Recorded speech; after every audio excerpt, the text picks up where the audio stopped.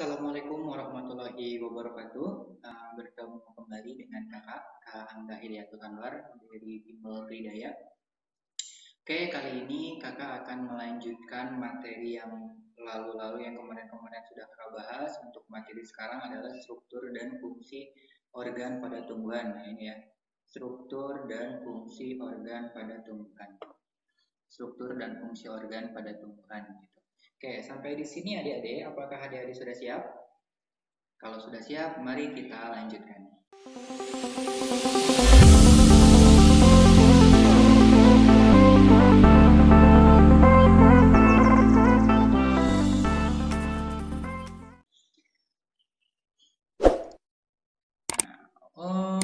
Seperti judul yang tadi telah kakak sampaikan bahwa struktur dan fungsi organ, berarti di sini adik-adik harus tahu dulu apa sih yang dikatakan dengan organ gitu kan ya. Nah, organ itu apa? Organ adalah sekelompok jaringan yang berbeda-beda dan saling mendukung untuk membentuk satu fungsi tertentu gitu. Kalau kemarin kan ada sel, kemudian ada jaringan. Nah, si jaringan-jaringan tersebut dia bergabung menjadi satu, membentuk satu kesatuan dan nanti dia akan saling menopang untuk fungsi tertentu, maka dikatakan sebagai organ. Nah, karena sekarang kita akan fokus kepada tumbuhan, berarti ada tiga organ yang penting ya, tiga organ tumbuhan yang penting.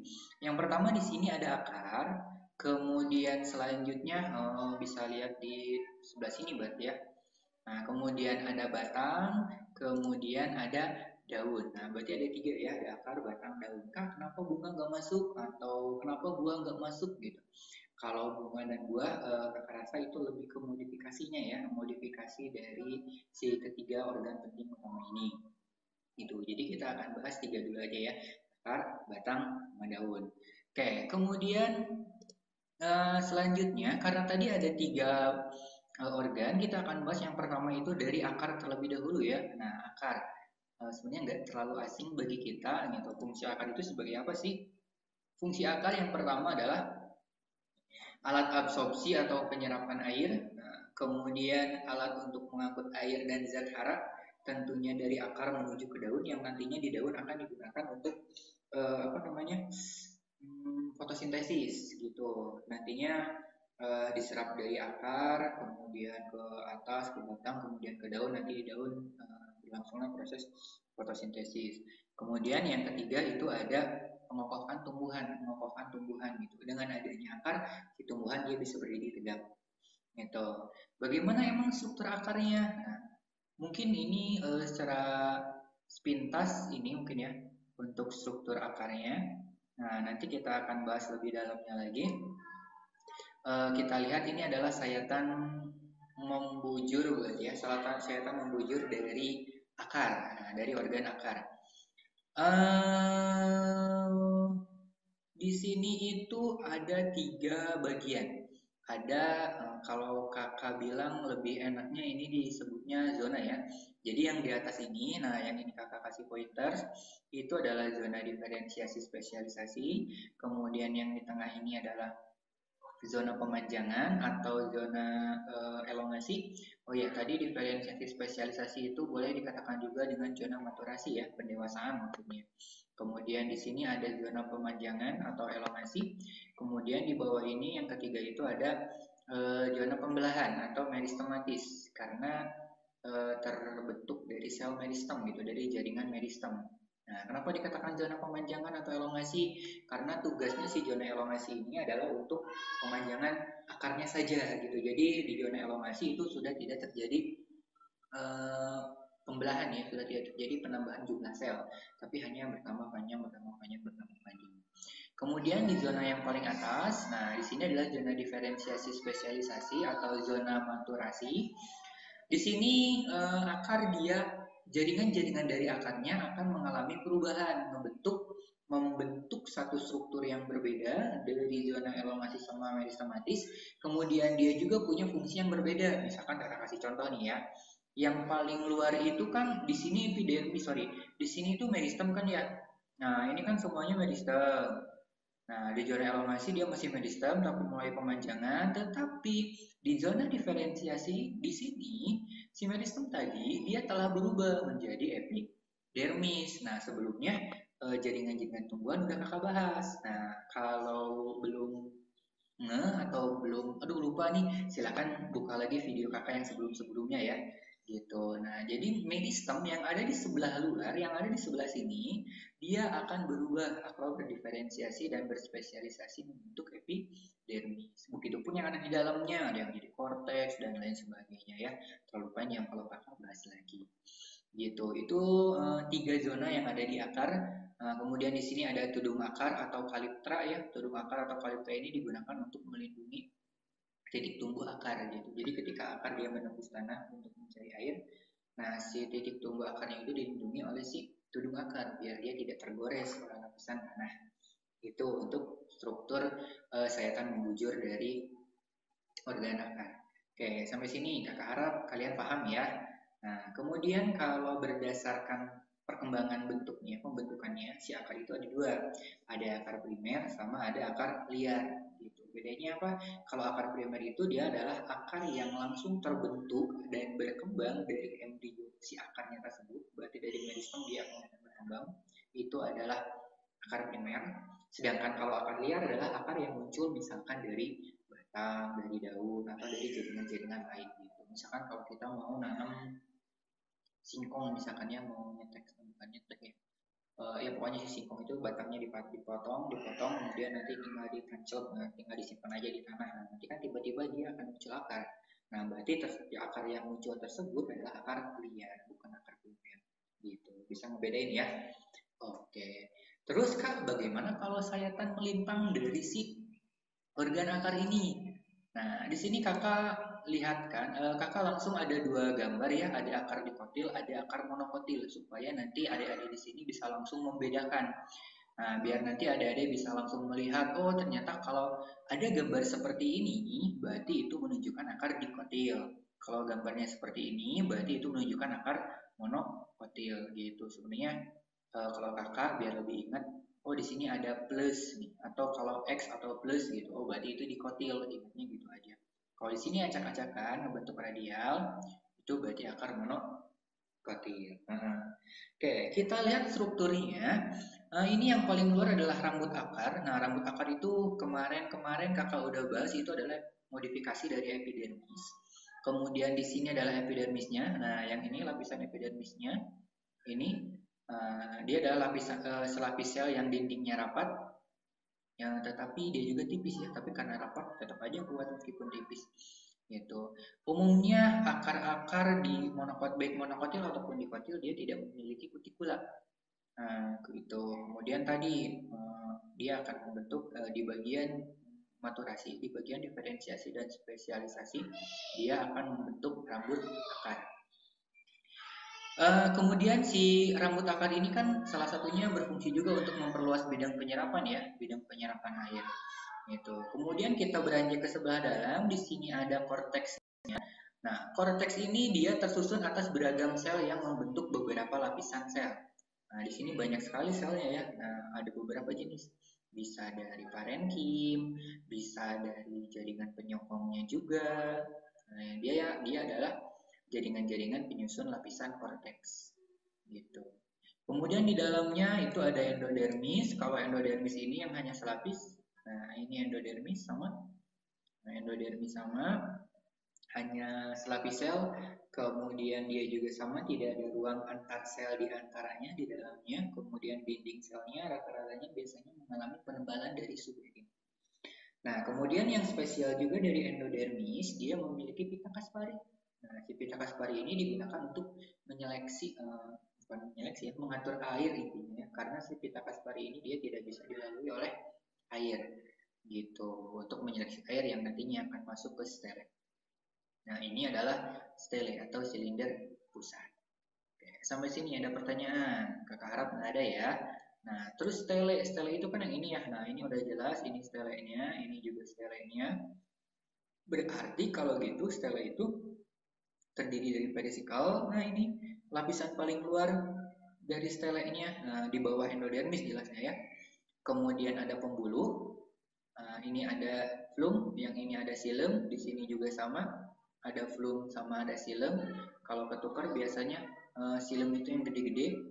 Kalau di sini silum itu yang ada di tengah, flum itu yang di luar, flum itu yang kecil. Gitu, biar kalian gak ketukar ya. Kemudian ada umpulur. Umpulur itu yang ininya. Nah, gitu. Oke, sampai sini nggak ada masalah kan? Nggak ada pertanyaan kan? Nah, itu adalah struktur dari akar, baik yang dikotil ataupun yang monokotilnya.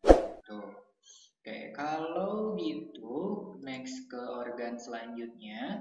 Organ yang selanjutnya adalah batang. Nah, fungsi batang. Fungsi batang yang pertama adalah sebagai alat transportasi dan penyokong. Nah, kenapa alat transportasi? Karena di dalamnya itu ada silem dan ada flum. Maka dikatakan sebagai alat transportasi. Fungsi silem udah dibahas ya, struktur silem dan flumnya juga udah dibahas. Nah, gitu. Kemudian untuk penyokong berarti untuk memberi menegakkan si tumbuhan biar dia tetap tegak ya. Kemudian yang kedua bisa digunakan juga untuk menyimpan cadangan makanan. Kemudian yang ketiga, karena di beberapa batang mengandung klorofil bisa juga digunakan untuk fotosintesis. Gitu. Nah, kalau kita ingat tumbuhan itu ada angiosperma, ada gimnosperma. Oh enggak, sorry. Kalau si spermatopita, tumbuhan berbiji itu kan ada angiosperma sama gimnosperma ya. Nah, di angiosperma itu biasanya dikenal dengan 3 jenis batang. Yang pertama itu ada kalmus atau kalus, apapun itulah boleh ya.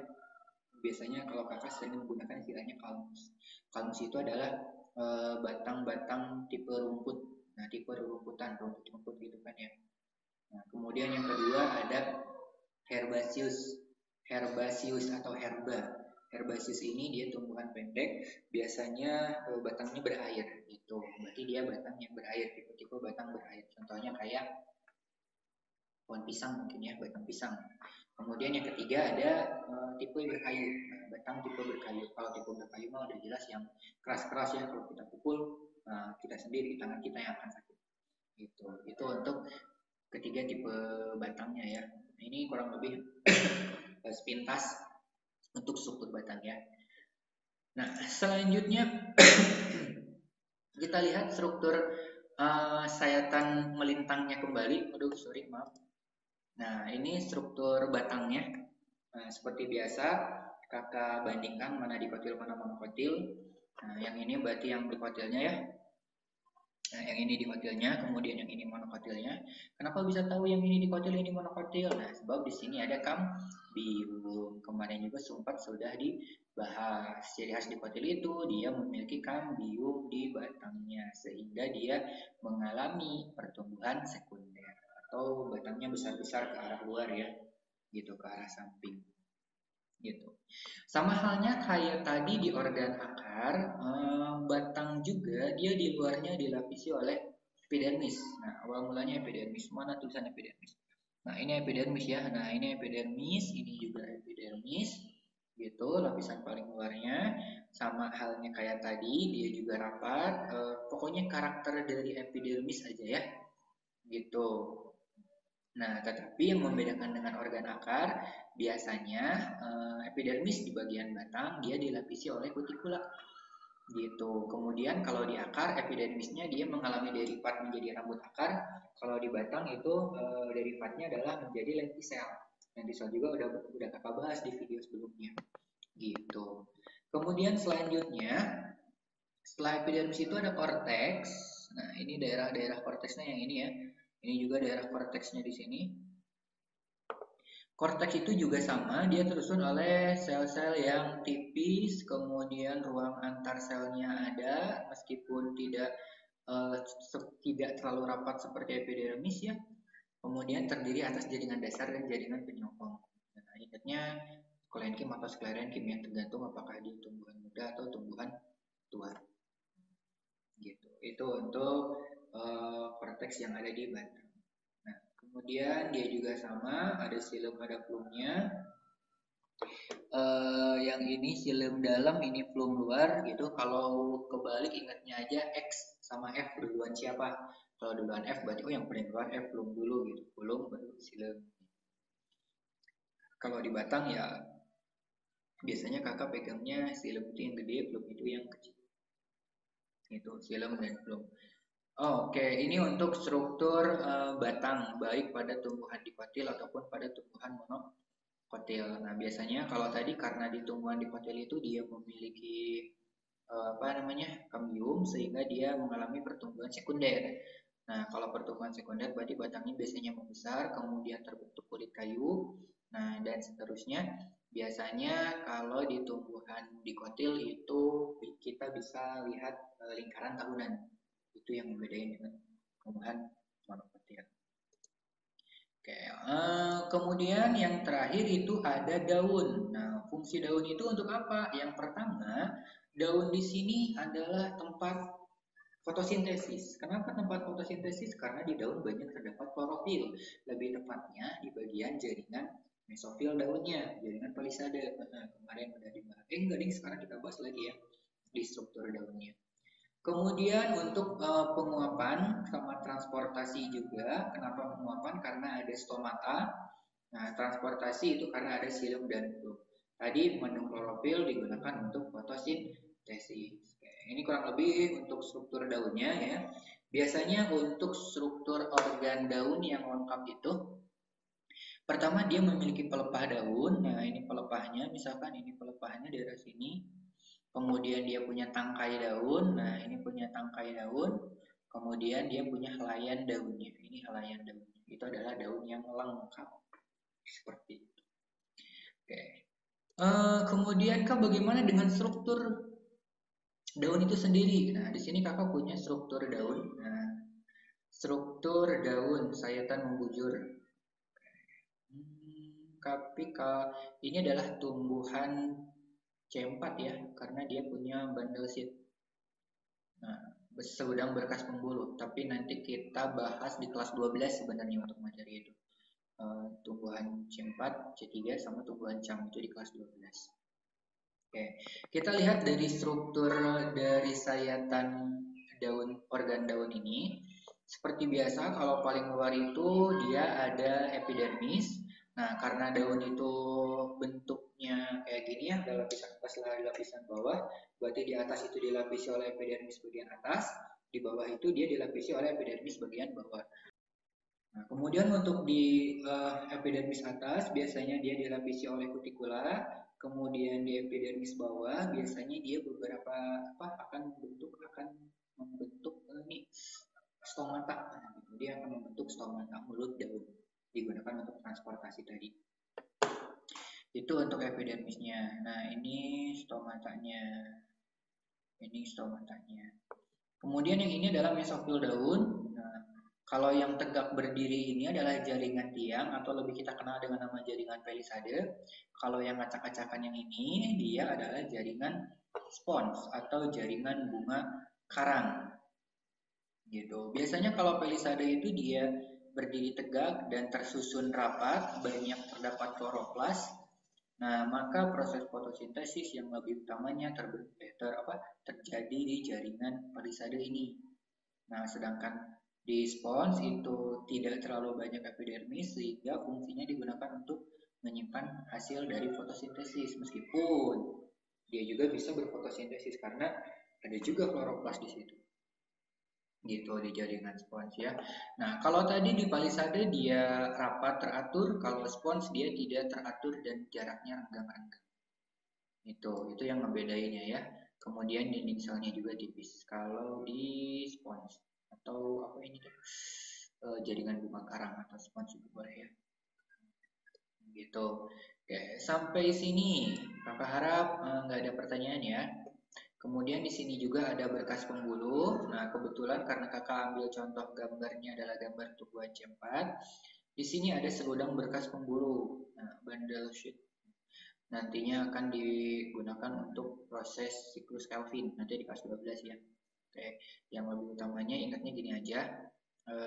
Karena ini pada daun, kita anggapnya ini jaringan pembuluh. Yang atas itu xilem, yang bawah itu flum, biasanya gitu. Yang atas xilem, yang bawah flum. Si berkas pembuluh ini dia adanya di dalam tulang daun. Gitu.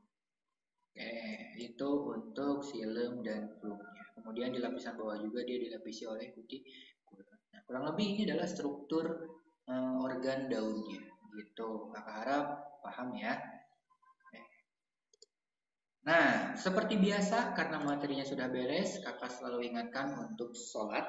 Ada soal latihan. Soal latihannya pada bagian tumbuhan monokotil ditemukan bagian berikut kecuali batang monokotil. Tadi ya ada di kotil, ada monokotil. Kalau di kotil dia teratur karena ada kambium, kalau monokotil dia acak-acakan karena tidak ada kambium. Kita lihat option yang A, letak ikatan pembuluh angkut tersebar. Kemudian B, ikatan pembuluh angkut bertipe kolateral tertutup. Jaringan parenkim palisade, kemudian dia memiliki stele atau plum dan silem. Atau dia juga memiliki plum dan silem ya. Oke. Mana yang ditemukan? Oh, berarti yang tidak ditemukan ya, karena kecuali yang tidak ditemukan di mana? Letak ikatan pembuluh angkut tersebar. Ya, betul, karena tidak ada kambium sehingga dia tersebar ya. Ikatan pembuluh angkut bertipe kolateral tertutup. Betul juga kalau silem dan filmnya tersebar itu dikatakan sebagai kolateral tertutup. Kalau di kotil kolateral terbuka. Berarti yang B betul juga. C, jaringan parenkim palisade. Nah, iya, jawabannya adalah C. Kenapa C? Karena palisade itu dia adanya di daun. Berarti di batang dia tidak ditemukan jaringan parenkim palisade. Gitu. Oke, next masih ada soal yang kedua. Udah ada jawabannya ya. Salah kakak. Oke, soal yang kedua, kakak bikin gambar seperti ini. Mohon maaf, jawabannya udah keluar duluan ya. Nah, perhatikan gambar organ di bawah ini. Ini adalah sayatan daun ya, sayatan potongan daun. Baik secara membujur, sayatan membujur daun. Nah, di sini ada A, B, C, D, dan E. Di sini belum ada labelnya, cuma ada huruf A, B, C, dan E. Tugas adik-adik di sini adalah memberikan label apa ya? Oke, bagian yang memiliki banyak klorofil ditunjukkan oleh huruf. Yang A itu adalah lebih ke ini ya, yang atasnya ya. A itu lebih ke kutikula. Kutikula itu untuk mengurangi penguapan. Di kutikula tidak ada klorofil, berarti bukan. B itu palisade, jaringan palisade, iya betul. Nah, di palisade itu banyak terdapat klorofil. Berarti jawabannya adalah yang B ya. Yang C itu lebih ke pembuluh ya, silem plum, atau boleh lebih tepatnya silem yang C itu. Kemudian yang D itu epidermis bawah. Kemudian yang E itu lebih ke spons. Kak, kenapa nggak spons? Spons juga sebenarnya ada klorofil, cuman nggak sebanyak di palisade gitu. Jadi untuk nomor 2 jawabannya adalah yang B.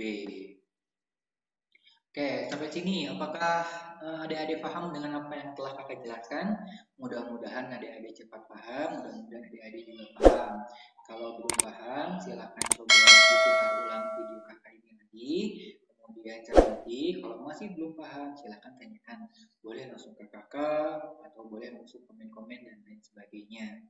Oke, mungkin untuk pertemuan saat ini kakak cukupkan sekian. Mohon maaf bila ada kesalahan. Sampai bertemu di pertemuan selanjutnya. Bye-bye.